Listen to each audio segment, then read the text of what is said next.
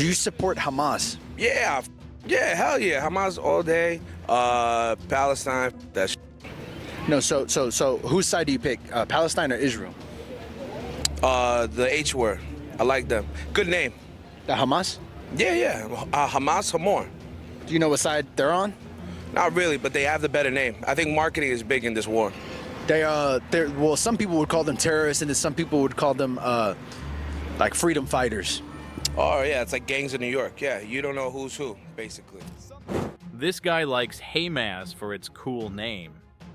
Dude, it's a fucking terrorist organization. Obviously brain dead. What do you think about the turnout on the Trump side? I'm not worried about it because the truth is evident. What's the truth? Go look at the news. You know it just as well as I do. That I don't have to explain nothing. I'm 37. Okay. Have a great day, man. What's your age have to do with that? It's not my age, baby. I'm gonna have wisdom. I've got children of my own and all that. So, baby, weren't you born in the 90s? I need you to get out my face. And 6 foot. Ooh, 6 foot. 6 feet. It's all about vibes, not facts, right? People need to rethink everything. This is just empty support. Come on, grow up. Because you are a Democrat, you are willing to overlook the crimes of the Democratic Party. But let me tell you this. The Democratic Party is in fact, the party of slavery and segregation and Jim Crow and the Ku Klux Klan and lynching and all the horrors of American history, including complicity with fascism, the internment of the Japanese Americans in World War II, the reigniting of the Klan in the late teens and 20s. All of this was done by Democrats, and they were opposed all along the way by Republicans. So the problem is that today, if you're a Democrat, you're a committed Democrat, you like the welfare state, you like Obamacare, or you're a progressive historian, you are in the awkward position of having to confess to a whole series of crimes that your team did. Crimes, by the way, that the Democratic Party has never admitted, never apologized for, never paid 1 penny of restitution for. So this is a very ugly position to be in. Of course fact hurts. It wasn't the Republicans. You know, the ones they claim to hate but keep voting for. It stings, but these are just the facts. The party of inclusion sure has a selective memory when it comes to its own past. People of color in this country are dying at a disproportional rate. What are the numbers? What are the numbers? Yeah, you tell me. What are the numbers? You made a claim that they're dying at a disproportionate rate. Tell me about it. They are. Girl, you tell me about it. Girl, what are the numbers? What are the numbers? You made a claim. Disproportionately. What the hell does that even mean? Recording you. You can record anywhere you want in public, anytime you want. Well, put your window up then. Yeah, put your window up. It's a First Amendment right. You know anything about the Constitution? Go eat your butt. Yeah, you are an asshole, aren't you? How do you like Joe Biden? How do you like Joe Biden? I don't like that motherfucker either. Well, then what's the problem? Why don't you like what we're doing for Trump? My friend is filming us. That's legal. You're allowed to do that. Hitting your own wife? No way. A Biden fan trying to throw coffee at Trump supporters ended up soaking his own wife instead. Classic case of shooting yourself in the foot, but with a latte twist. The numbers, the border crossings were down to record lows. Now they're to 10 to 15,000 a day. So you can't possibly say they're the same. Sure.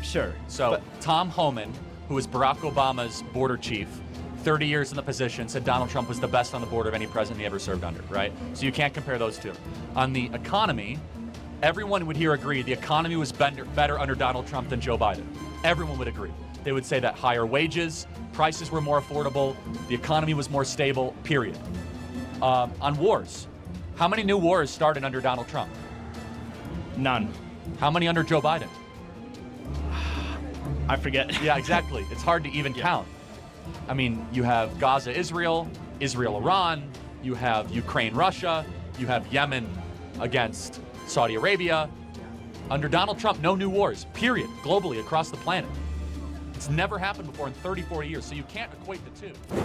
Charlie Kirk shuts down a student's attempt to compare Biden and Trump policies, saying, "Nice try, but there are zero similarities. Facts don't lie, bro." Do you think you're 7'5"? I said 8.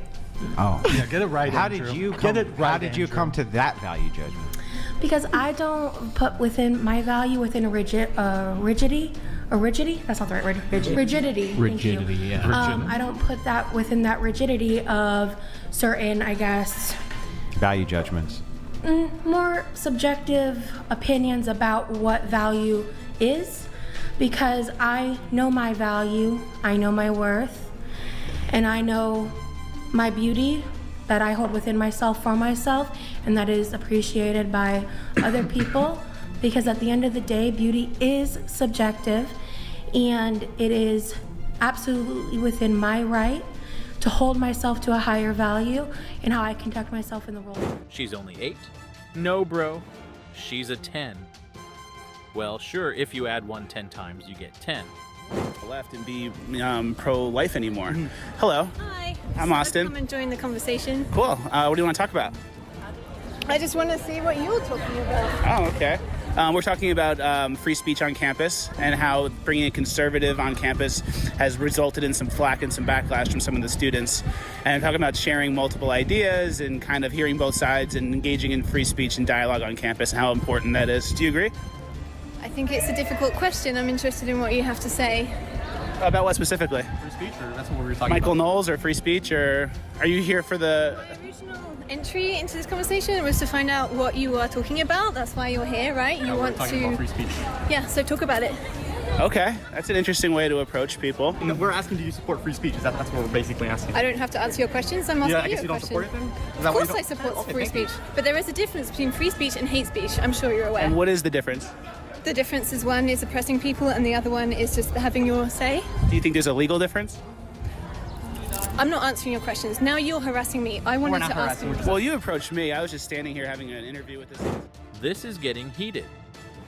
A leftist professor barges into a free speech discussion only to start crying harassment when questioned. Do you believe in the First Amendment? Do you? Do you believe in the First Amendment? I've allowed you to sit here and scream at me for an hour and a half and I'm saying I don't believe that you should have the disgusting right to take away my access to a clean, safe abortion as a human right. I have the right to have the autonomy over my own body. You have the right to your autonomy over your own body. We both get knocked up, have sex, both of us pregnant. You want to abort it? You don't want to abort it? Your decision.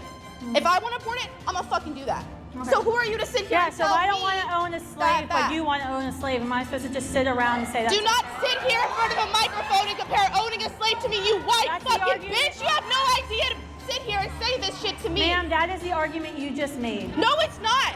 No, it is not. That is your incorrect interpretation. That is a logical fallacy. You think you can sit here and go ring around the rosy with me? Argument. Are you done with your question? Because you asked me like... You haven't answered anything. You've actually just made a statement and completely deterred my argument in a completely different way. Oh, do you think that you can own a slave? If I want to own a slave, then I own a slave. Who gave her rights to compare her with a slave owner? Extreme analogy? Absolutely. But hey, it's a fire way to make a dramatic impact. Do you feel as if there's like a really important like social aspect to like being a man, you know, that just doesn't simply get like transcribed by your chromosomes? You think that there's like something more to like humans than just like I think there are sexes? masculine qualities that attach to biological manhood that have been generalized. They don't necessarily apply to everyone because you can have effeminate men who don't necessarily fit those categories. If you were to ask me what makes a good man or a useful man, I would give you a description that would include social categories like protecting your family, going out and earning, making sure that you build institutions in your society, right? So nothing that has to do with chromosomes. But nothing like chromosomes. in the end, if you have to ask for a definition of male or female, what you're talking about is the most irreducible form of this is the biology, which is why you can uncover a body from 30,000 years ago, and a scientist can tell you whether it is a male or a female without ever knowing how that person looks. Ben Shapiro just wrecked a trans activist's arguments with cold, hard logic. Game over, he's got this in the bag. Listen to the new mask policy at Bowman Middle School. So I go in there and I put on my typical mask and they said, oh, that mask is inappropriate. It's too distracting. Let me ask you this, Mayor Munz, please explain to me how this mask at all is distracting when I'm literally trying to protect these kids from COVID, okay? And they're trying to say that this mask is inappropriate. Sorry, my husband, he's gonna get so mad if I'm speaking in my human voice. He's gonna make me sit in the kennel all week. But they're trying to say that this mask is inappropriate for students. I'm trying to protect myself from COVID. I got 5 vaccines, but everybody knows a vaccine is not enough, all right? So I'm out here, I'm barking every day. And these students, I'm trying to bark at these students, I'm trying to teach them something. I want them to learn. I want them to know that we live in a world of inclusivity and we need to be more inclusive. I'm a pimp on a blimp, but they try to look at me weird because I have this mask on. What's wrong with this mask? This guy, he got some serious guts and hulla nuts.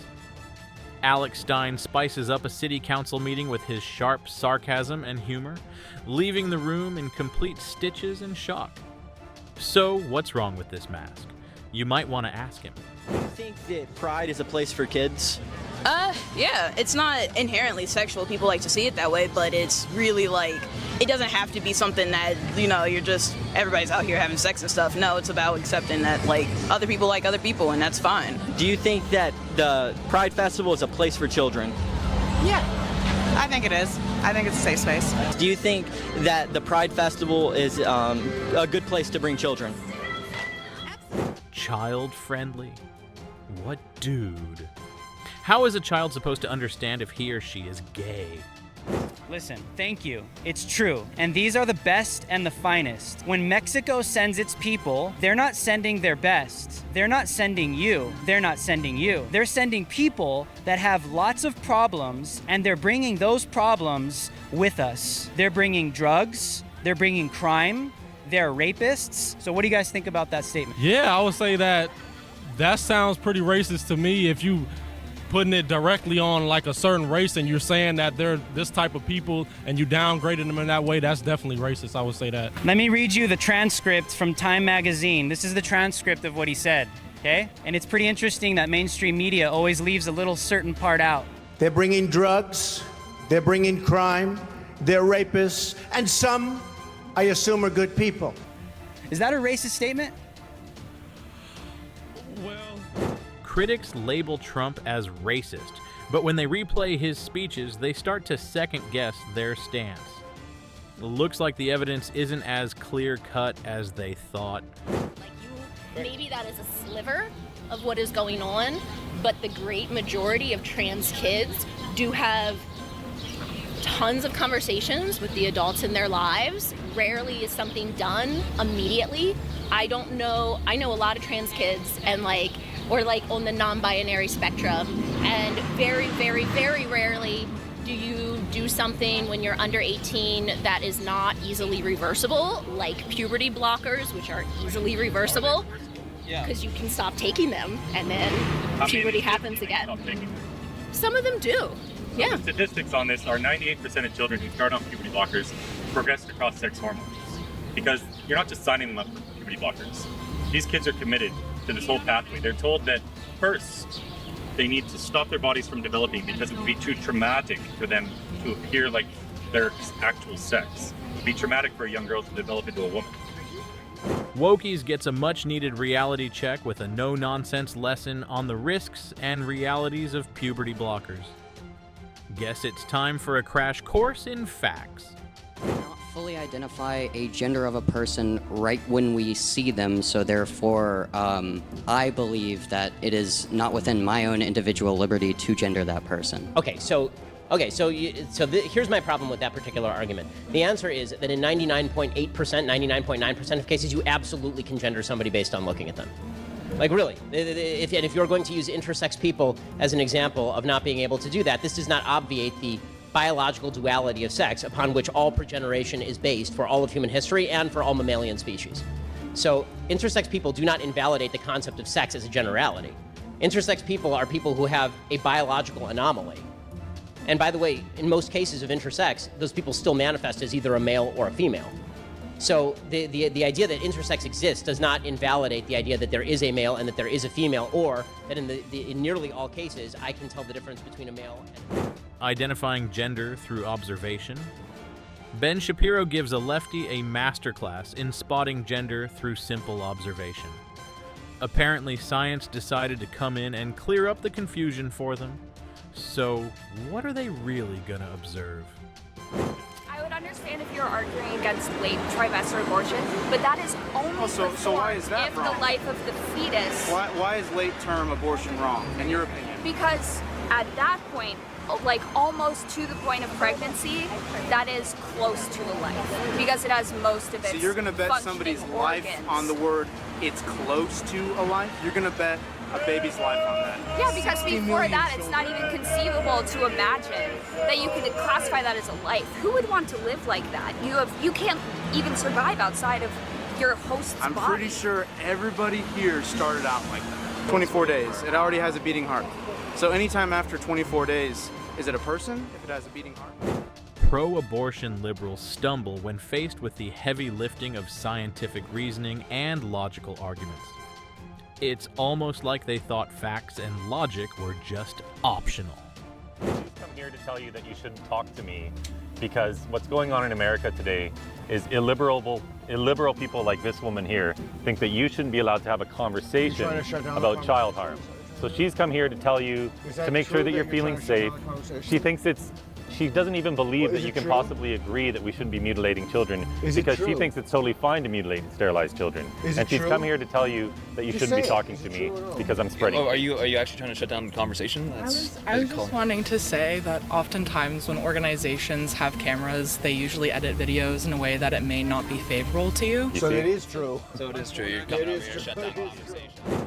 A Wokey tries to crash an interview and ends up getting schooled in the process. Looks like the interruption didn't quite go as planned. I do disagree with that. What else can they not consent to? I mean, think about it. Can they consent to go? They can't consent to having sex with an adult. They can't consent to. They're not allowed to drink alcohol, smoke So cigarettes. you agree with this message? No. Oh, you don't? I do not. You think if a 10-year-old says, I want to block puberty and become infertile, that's fine? I think they and their parents should make that decision together. What if they don't even have their parental consent? What do you think about that? Because they don't need it in California. Just all get rid of all of it? I think the child should be in the driver's seat about who they are. So you think girls can be boys? Have a good day. How does that work? Do you have any idea how a girl... A Wokey makes a dramatic escape from a debate as soon as logic shows up. Guess they prefer running from reason rather than facing it head on. Cacher un revolver quand on est tout nu. So where would we hide a revolver if we were naked? Je sais où vous pensez. I know where you think, C'est pas une bonne idée. but it's not a good idea. Plus de riches, plus de pauvres. Quand on No more rich people, no more poor people when we get naked again. Qu'on soit slim, qu'on soit Yes. gros, on est tous Whether you're slim or fat, we're just naked. vivons comme on aime. Visit the Olympics. Let's live how we were born. Naked. Let's live how we were born. So, welcome to the Weird West. That's pretty weird. A little weird. Just gonna put that out there. It's weird. It's not just weird, it's insane. What the f***? These guys think Last Supper is some sort of joke. Look at that guy sitting over there. Watch as their big ideas crumble when faced with simple facts. Because who needs facts or context when you have got feelings, right? Let's dive into the world where logic takes a back seat and everyone gets a participation trophy. Remember, if you are not outraged, are you even paying attention?